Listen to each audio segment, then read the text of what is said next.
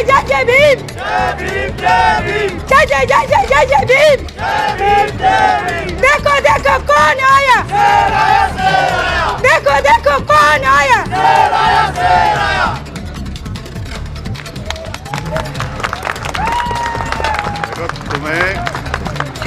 तुम्हें बोलना पड़ेगा, नारों से काम नहीं चलेगा। ये हमें दे दो तिरंगा, लो पकड़ो। और यहाँ कोई नहीं, सिर्फ तुम अकेली। आज रोएगी नहीं, आज रोएगी नहीं हमारी छोटी बहन, आज वो अपने दिल की बात रखेगी, बिल्कुल नहीं रोएगी। वो आज बताएगी इन सब लोगों को, जो लोग यहाँ बैठे हैं, जो सिस्टम के लोग यहाँ खड़े हैं, उन सब लोगों को कि ये देश सबका है। तू जितना बोलेगी ना सब सुनेंगे। तुम में से कौन कौन इसको सुनना चाहता है, हाथ खड़े करो। ये देखो, कोई ऐसा है जो यहाँ आया और तुम्हें ना सुनना चाहता हो? दोनों हाथ उठाओ, दोनों जो सुनना चाहते हैं। देखो, हमसे ज्यादा डिमांड तो तुम्हारी, ठीक है? चलो बोलो, मत घबराओ भाई। आप मीडिया के लोग थोड़ा सा नीचे जो बहनें बैठी उनको देखने की मदद करा दो। कैसे करोगे? देखो, थोड़ा सा नीचे को हो जाओ या इधर आ जाओ, नौजवानों को संभाल लेंगे। तुम इधर आ जाओ बहनों से। मेरा नाम हसीना खातून है, हम वेस्ट बंगाल से आई हूँ। हम शादीशुदा हूँ, 3 साल की बच्ची को छोड़कर आए हैं। बच्ची को पता नहीं है कि हम दिल्ली में हैं। जब भी उससे बात करते हैं, अपना हस्बैंड के साथ कॉन्फ्रेंस में बात करते हैं, और उससे अगर कोई बोलता है कि तुम्हारी मम्मी दिल्ली गई है, तो बोलती नहीं, मेरे पापा का पास गई है कुछ लाने के लिए मेरे लिए।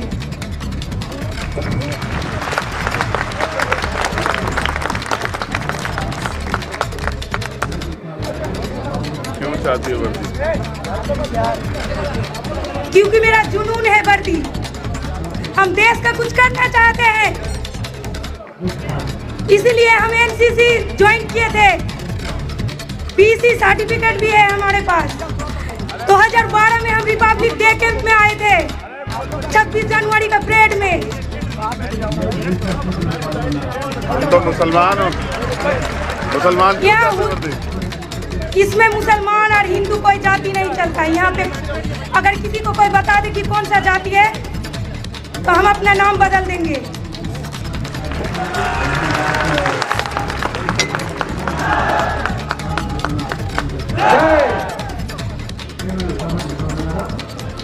ग्यारह महीने से हम यहीं पे पड़े हुए हैं। जब भी घर से आते हैं तो अपनी बच्ची को छोड़ कर आते हैं। इससे पहले सभी कैंडिडेट को कॉल किए थे तो बोल रहा था कि अपना मतलब के लिए बुला रही हो तुम, क्योंकि हम वेस्ट बंगाल का ऑल इंडिया का कैंडिडेट को हम कॉल किए थे। जब वेस्ट बंगाल का कैंडिडेट को हम कॉल किए तो बोल रहा अरे तुम अपना यूनिटी बढ़ाना चाहती हो इसलिए बुला रही हो। बोल रहा था कि 21 को तुम लोग अपना ज्वाइनिंग ले लेना, उसके बाद हम लोग धरने देंगे जो घर पे जो लड़का लड़की पड़ा हुआ है। हमसे ज्यादा तो किसी का तकलीफ नहीं होगी। घर में हम झगड़ के आए, गांव में किसी को पता नहीं है कि हम दिल्ली में है। घर में किसी से पूछता है तो बोलता है कि वो मम्मी के घर पे है।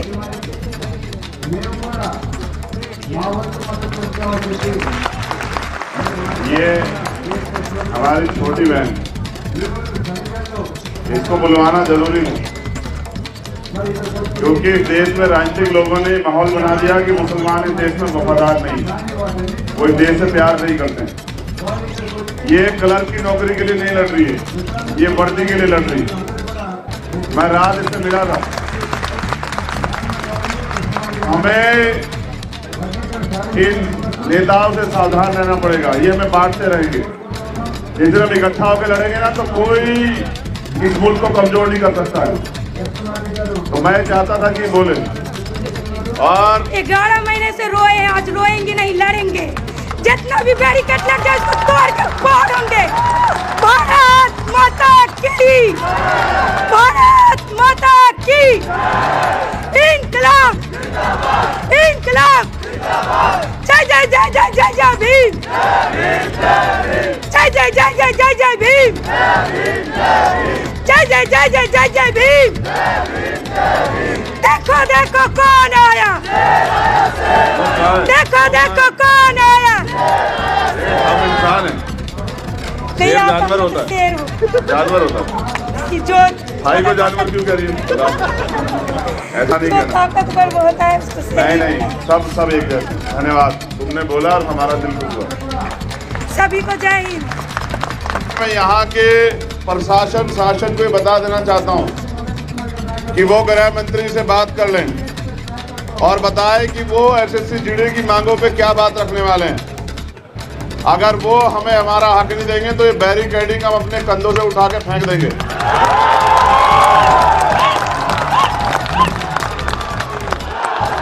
इसलिए मैं अभी 20 मिनट और बहनों को सुनूंगा, फिर मैं अपनी बात रखूंगा और फिर हम लड़ेंगे।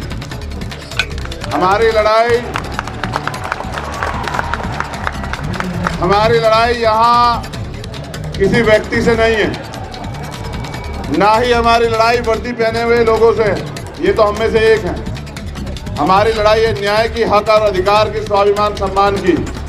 ये हम लड़ेंगे, इसमें हम पीछे नहीं हटेंगे।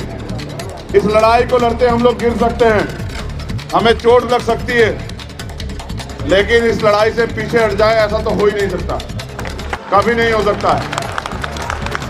तो 20 मिनट जो बहनें वहां बैठी हैं, मंच पे जो है उनको छोड़ दो, उनको तुम सुनते ही हैं। जो वहां बैठी है और ये दम लेके आई है कि आज कुछ चाहिए, वर्दी चाहिए, वो खड़ी हो जाए। एक दो बहनों को जरूर सुनेंगे जो वहां बैठी है, बहनें जो आंदोलन में। कोई तो वीरांगना दम दिखाए, जो वर्दी चाहती वो आए और अपनी बात रखे। तैयार रहना, असम की बहनें और उड़ीसा और बंगाल की एक बहन तैयार रहना। 2-2 मिनट तुम्हें भी सुनेंगे जरूर। यूपी वाले तो बोल ही रहे, तो मोर्चा लिया भाई है। हाँ, ये तो खड़ी है। तुम पहले आ जाओ, जल्दी आओ। ये छोटी बहन है हमारी गीतांजलि, सही पहचाने ना? ठीक, लो दोनों चल रहे हैं। मेरा एक बेटी है, मेरे बेटी ने कहा था पहले, मम्मी आप कहाँ जा रही हो? मैंने कहा दिल्ली जा रही हूँ बेटा। किस लिए? वो जानती थी मैं सुबह 4 बजे उठकर मैं रनिंग के लिए जाती थी। हमारे गांव में कोई भी बहू या कोई भी बेटी रनिंग के लिए नहीं जाती, फौज के लिए नहीं जाती थी, लेकिन मैंने गई।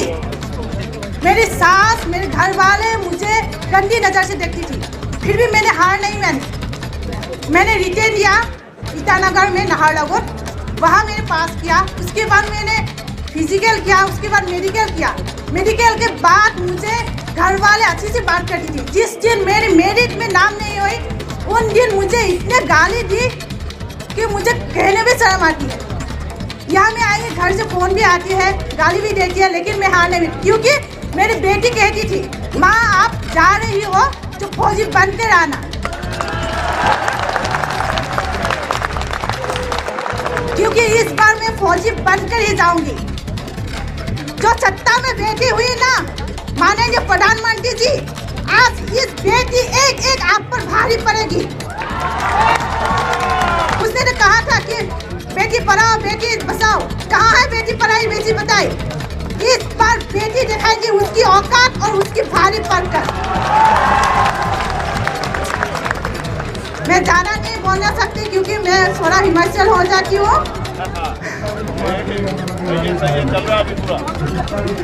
आप लोग का यही विनम्र में अनुरोध है कि आप लोग हार मान जाइए, क्योंकि हम लोग लड़की हार नहीं मान रहे, तो आप लोग क्यों हार मानिए?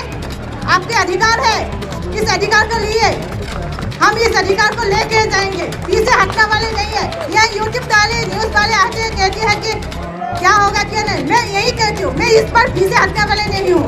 27 अक्टूबर का आए थे, मैंने यहाँ जंतर मंतर रोई थी, मैं आगे क्या होगा नहीं। मैं उस समय से अभी तक मैंने हार नहीं मानी और हार मानूंगी नहीं, क्योंकि मेरी बेटी मेरी हौसला है।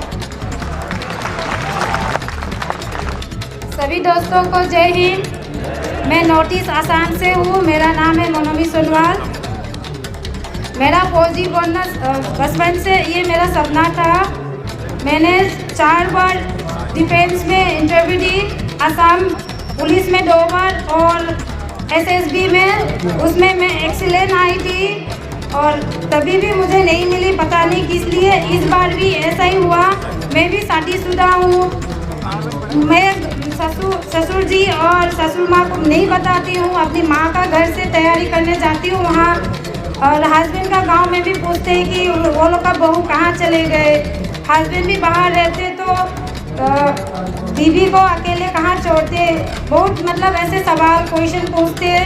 मैं मामी का घर में जाके चुपके से रनिंग प्रैक्टिस करती हूँ, पढ़ाई करती हूँ ऐसे। फिर आके अभी तक मुझे जॉइनिंग नहीं मिली। यहाँ भी हूँ तो मम्मी लोग फ़ोन करके पूछते हैं कि तू कितना झूठ बोलेगा, कहाँ रहते हो क्या। मेरी मम्मी पापा भी बहुत गरीब है। बचपन से पढ़ाई के लिए बहुत तकलीफ है। मम्मी पापा भी अनपढ़ है। मुझे ABCD तक पढ़ाने नहीं आती थी। मैं ऐसे खेत में जाके सुबह शाम फिर स्कूल जाती हूँ। बिना ट्यूशन से मैंने डिग्री की है। और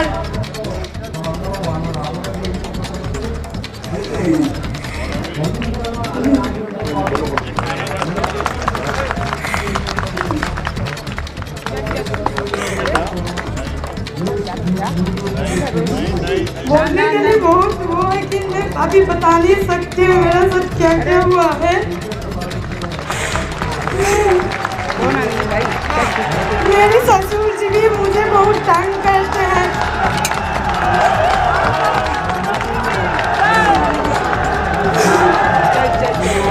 मुझे बहुत गालियाँ देती हैं, तू ये है कलेक्शन है।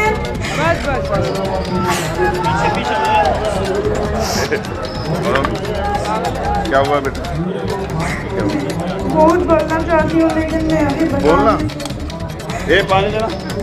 नहीं, पानी पी के बोल मैं सरकार के इसके खिलाफ। पास भी नहीं डालती क्योंकि पता चलेगा घर में। काल से मतलब कर रही हूँ क्योंकि मुझे जॉइनिंग चाहिए।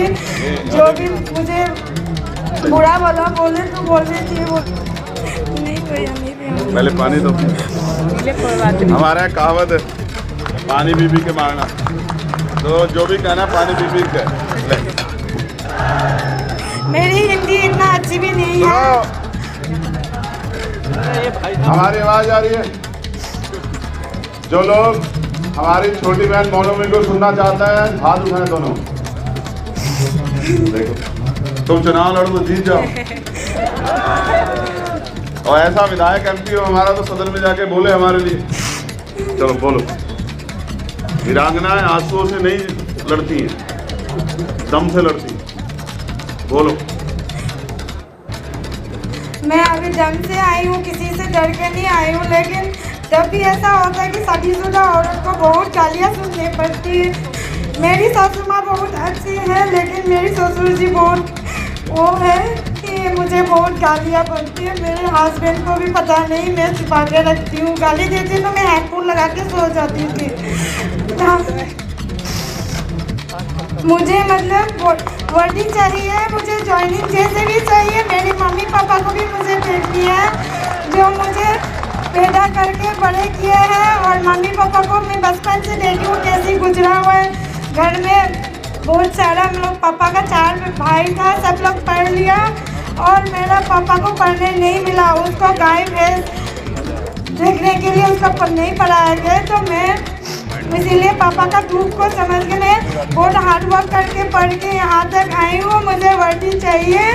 मेरी मम्मी पापा को देखभाल करनी है। अभी मेरी पापा टीबी का बीमार है, 3 महीना हुआ है। मैं छोड़कर आई हूँ मेरी हस्बैंड को रख के। मेरी भाभी है, मेरी भाभी भी अनपढ़ आई है तो उसको भी पता नहीं दवाई कौन सा मेडिसिन टाइम पे देना है। मुझे जीत के जाना है इस बार। दोस्तों मेरा साथ दो, इस बार जीत के जाएंगे, वर्दी लेके ही जाएंगे। सबका सपना पूरी करना है। हम करते जाएंगे, वर्दी लेकर जाएंगे। बोलते हैं बेटी बचाओ बेटी पढ़ाओ। आज बेटी देखो 6 महीने के लड़के को लेके यहाँ आ रही है। मोदी को शर्म नहीं आती क्या इस बात की? कैसे आएंगे? समझता नहीं मोदी को। इस बार तो इस सरकार को चुन के नहीं देने चाहिए तो नहीं देने चाहिए। युवा शक्ति सबसे एक के है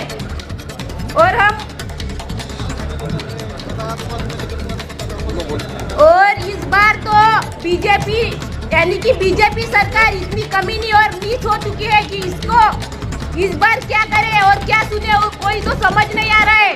वर्दी दे, या सत्ता छोड़ दे। सत्ता छोड़ने के लिए हम युवा ही काफी है। अगर इनको ये समझ नहीं आ रही है तो ये सत्ता बस छोड़ दे, क्योंकि ये देश की नारी बोल रही है। अब ये देश की नारी का पावर अभी नहीं देखे हैं, इनके बच्चे नहीं है ना, इसलिए ये नहीं सुनते हैं। और हम अपने घर में झूठ बोल के आते हैं कि हमें हमारा अधिकार लेने के लिए जा रहे हैं। आज हम जिस लेवल पे है ना, आज हमें वर्दी मिलेगी, हम निराश नहीं होंगे। घर बैठने वाले को बस ये मैसेज देंगे कि तुम घर बैठे रहो।